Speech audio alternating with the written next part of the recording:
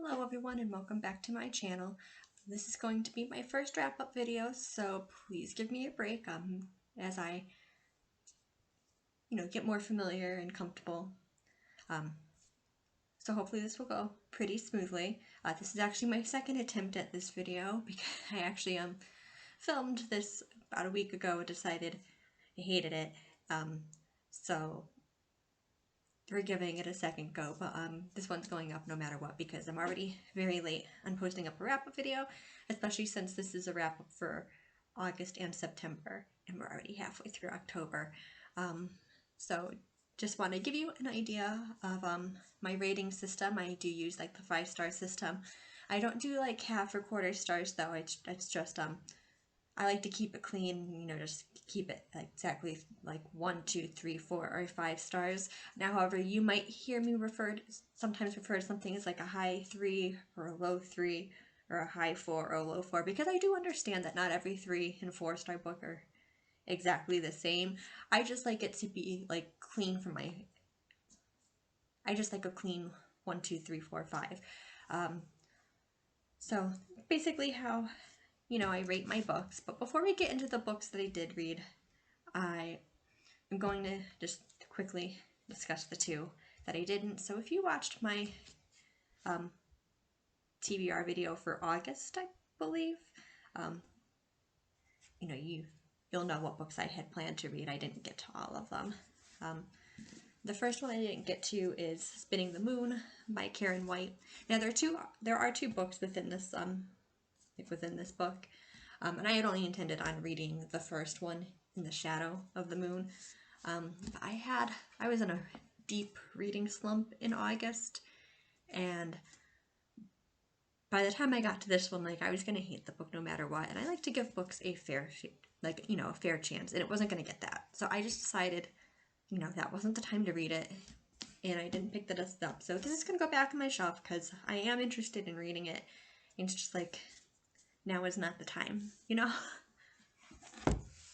The next one, I did technically DNF, 9 Days and 9 Nights by Katie Katugno, and I got somewhere between 20 to 50 pages. I do not remember at this point, and I've removed the bookmark, so I can't check.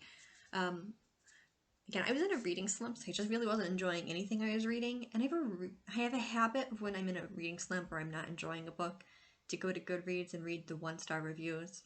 And there I actually found out that this is a sequel. Now, I should not have found out in Goodreads that this was a sequel because I rechecked the synopsis, and it literally says on the back that this is a sequel, but I'm the queen of reading synopsises and not taking anything in. And based on the reviews,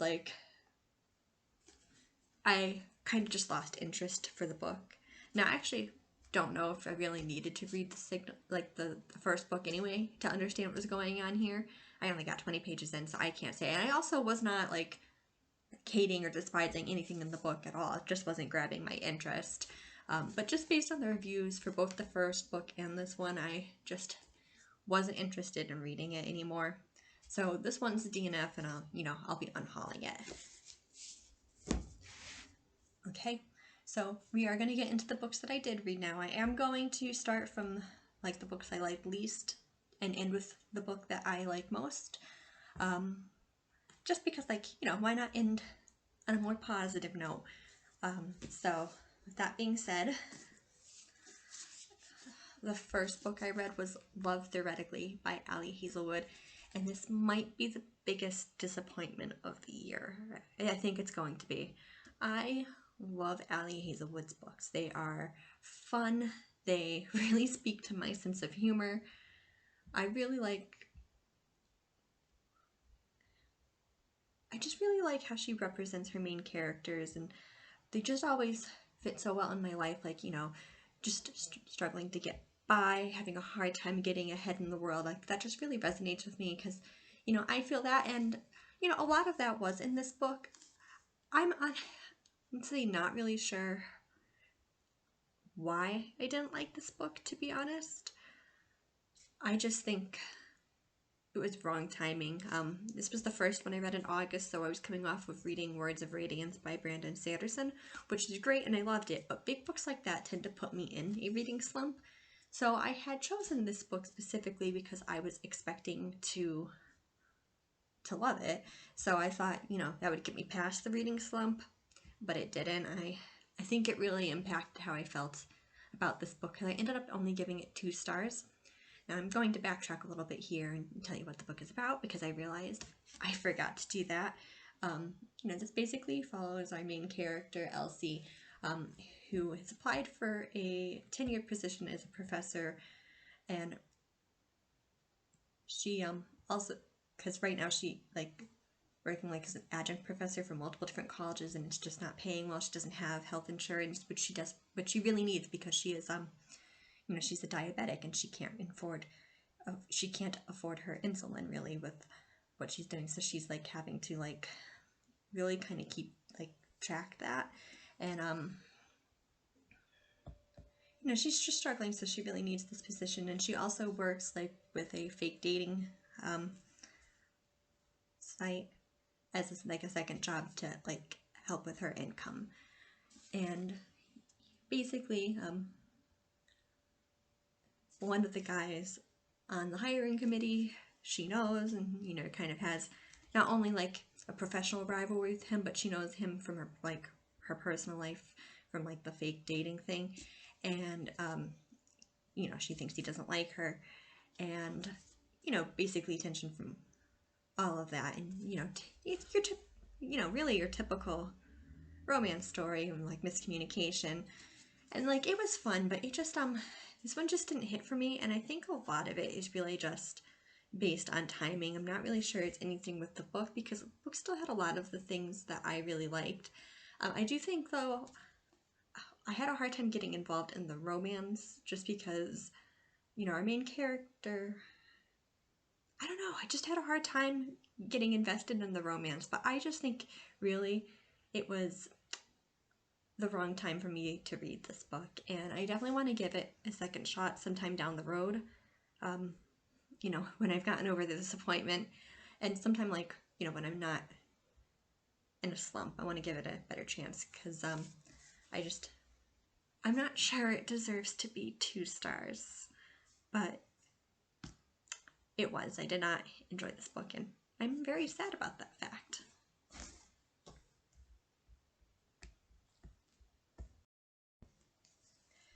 The next book I read was The Discovery of Witches by Deborah Harkness. This was also very disappointing.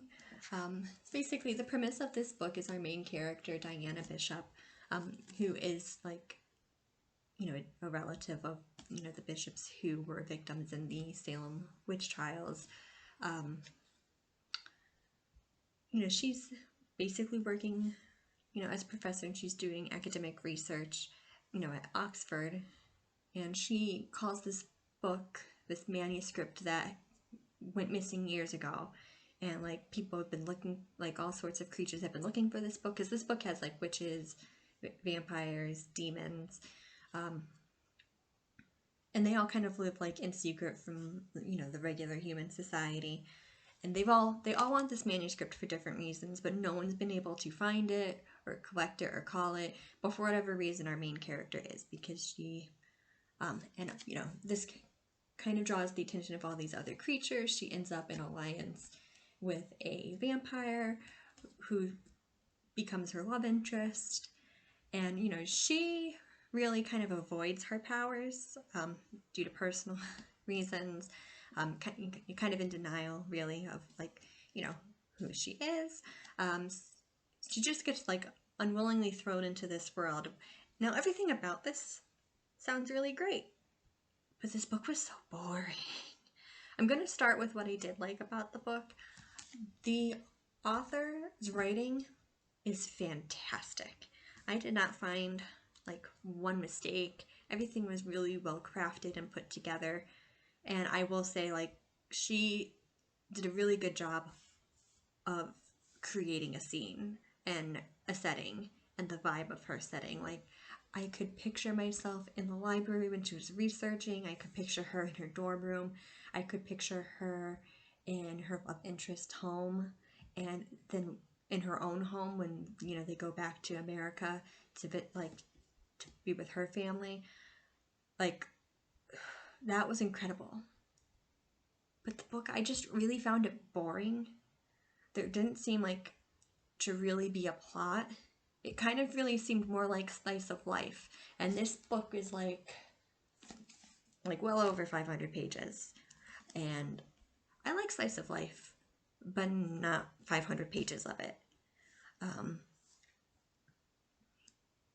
Every once in a while, like, it would get thread and something thrown together, but it was just so slow paced. And so was the romance. That never really, like, I don't know, that wasn't interesting me either. So, like, I kept reading because I kept thinking it had to get better. And I mean, the end kind of like drew me in a little, but I don't know if I'm going to continue, because I know the next book is big too, and like, I just don't know if I want to do it. Like, I might give it a shot, but it's not a priority for me. This also got 2 stars, and I don't remember if I already said that or not. I then continued with my reread of the series of unfortunate events, or a series of unfortunate events. Actually, this wasn't a reread. I only read the first 2 or 3 books in the series. I don't even remember, like, years ago when I was a kid. But the beginning of this year, you know, I decided to finish it. So I did start, and it's actually been since April since I picked up the last book, but I finally got to the 6th one, the Ersatz Elevator. And, you know, the book is fine. I gave it 3 stars. I just really think I missed my window on this one. I think this book is great for the audience and age group that it's aimed at. It's really very clever, you know, how the author puts the book together. Like, he's even really a character within the book, you know, telling you this story. And I love the way that they introduce new vocabulary, like within the story itself. But for me, it's just kind of like the same story every book, and I'm not quite ready to DNF yet, the series. I'm going to give it one more go, but I need it to develop into something rather than just constantly being the same thing. And, you know, this series has been out for a while, so many people who watch this video might know the premise, but just in case you don't, the story follows 3 orphans who are on the run from, like, their arch nemesis, Count Olaf, who is after their fortune, you know, because they did inherit that, but they can't access it until they are of legal, like, until the oldest child is of legal age. And, you know, they're constantly forced to move from guardian to guardian, home to home, you know, to escape his clutches. And that's every book. But, like, the 5th book, they finally introduced some new characters and, like, a subtle plot line, like, back plot line, like, really, like, something that their parents might have been involved in. But we kind of just went back to the main format in this one. So, I don't know, I'm not ready to put this series down yet because, like, excuse me, I'm sorry, I'm losing my voice because I was at the Taylor Swift Era concert on Friday, and I guess I went too hard at it, but yeah, so I'm not ready to put the series down yet because there's nothing wrong with it, like, nothing bad about it. I just really think I missed my window for, you know, my ability to really enjoy it. So I think I'm going to give it one more book, and then you know, we'll see if I continue or not. So, like, basically at that point, though, I was in a deep slump, and I didn't touch a book for like a week and a half, 2 weeks, which is really unheard of for me. I really try to read every day, like, you know, not like a book every day or anything like that, but I try to at least get, you know, a few pages, and, like, you know, 50 is usually my goal, but, you know, I'm happy as long as I'm reading anything, but, like, didn't touch a book for a week. And then finally, I decided I needed to try to get back into reading, so I picked up another series that I started to reread this year. Nancy Drew the Mystery Stories. The second one is The Hidden Staircase. This actually really helped. I love Nancy Drew stories. They are quick and they are fun. And, you know, basically the premise is she finds a mystery, she solves it. And, you know, it did help me get back into reading. I gave this 3 stars too. You know, it's nothing fantastic, but it's like, if you need like a popcorn read or just something to read really quick, you don't have time for, like, you know, a big book or like a really heavy book, like definitely would recommend the series. You know, it's fun, they're easy to get through. I then read A Court of Thorns and Roses by Sarah J. Maas. This is actually a second chance book for the author, because I had read her first book in the Throne of Glass series somewhere between 3 to 5 years ago. I don't remember. I absolutely hated it. I actually still kind of hold a grudge against that book, really. But my friends keep insisting that, you know, that her writing improved and that this series was better. So I finally decided to pick it up and give it a try. And I agree. I believe they were correct. Her writing improved. I found this far more enjoyable. I'm not mad about reading this. And I'm definitely interested in continuing the series. Now, I did only give it 3 stars because while enjoyable, like, it didn't blow me away, I didn't love it or anything like that. A few times it came close to 4 stars for me, but I really thought there was like a pacing issue in the middle. But basically the premise of this book is our main character ends up being taken captive by the High Fae for a crime she committed against them. And it's basically like a Beauty and the Beast retelling. And which I love Beauty and the Beast retelling, so I did enjoy it, but it didn't blow me away. I'm starting to get bored about in the middle. Now, I will say the last 100 pages, like, were fantastic, really drew my interest back in, but I just, like, something was missing from it to make it a 4-star for me, so it was 3 stars, but I'm definitely interested in continuing on with the series, so I'll probably pick up the second book, probably sometime next year. The next one I read was a comic or graphic novel, Two Moons, Volume 1, The Iron Noose. And this follows our main character, Virgil Morris, who is a member of the Pawnee tribe, and he is a soldier in the Civil War for the Union side. He was raised by colonists as his parents died, so he kind of is separate from his own culture. In fact, you know, he really insists on going by Virgil for a lot of this book. But, you know, he is fighting in the Union Army, and he starts seeing people turn into demons. And, you know, at first he thinks he's going crazy, but then he realizes, like, this is actually kind of happening, and he starts really accepting more of his heritage. You know, by the end of it, he's going by his name, Two Moons. So it's really a story about, like, you know, discovering yourself and accepting yourself. But it's also a story really about how corruptive fear and hate are. And really, it was fantastic. It was a really fun and spooky story. I gave this 4 stars. I'm looking forward to continuing. I do have volume 2, so I'm hoping to get to that grit too. But the artwork was fantastic. I really, really enjoyed it, and you should definitely give it a try.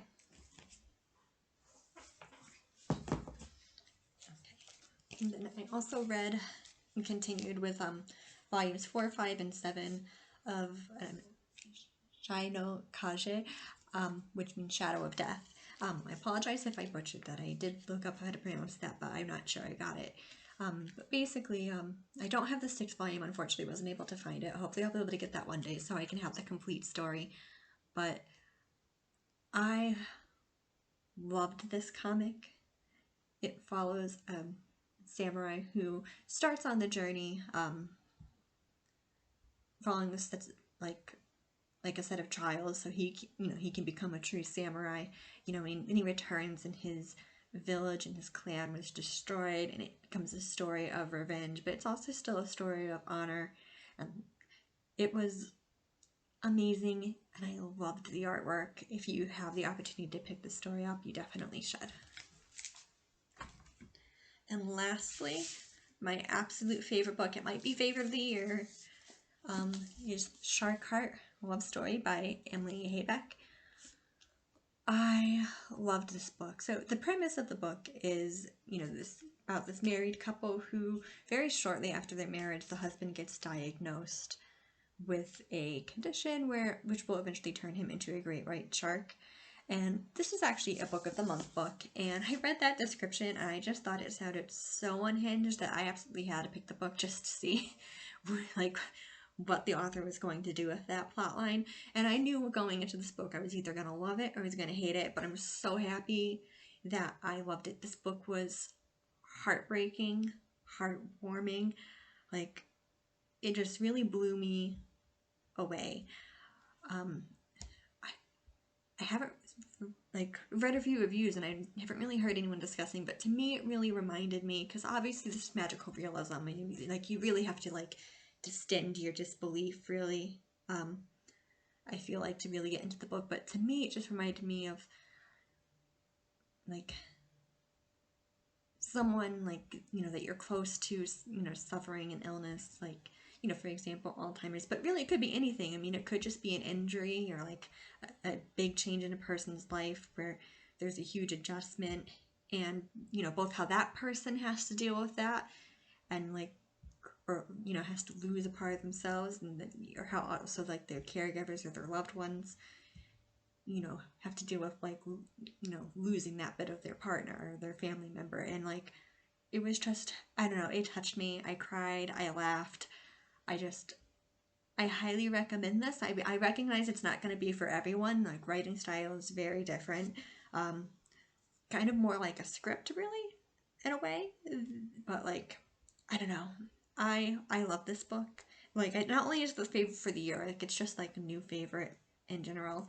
And I definitely recommend everyone giving it a chance. So yeah, that's it. That is the TBR. That is all that I read in August and September. It was a mixed review, a lot in the middle, but definitely some very high highs, and some disappointing lows, but that's okay. One of them I'm going to give a second chance one day, and the other one, I might give a second chance to the series too, but we'll see. But overall, I think that was a successful reading month. And that is it for the wrap-up. Thank you for sticking around, and hopefully you will be back for October's wrap-up. Bye-bye.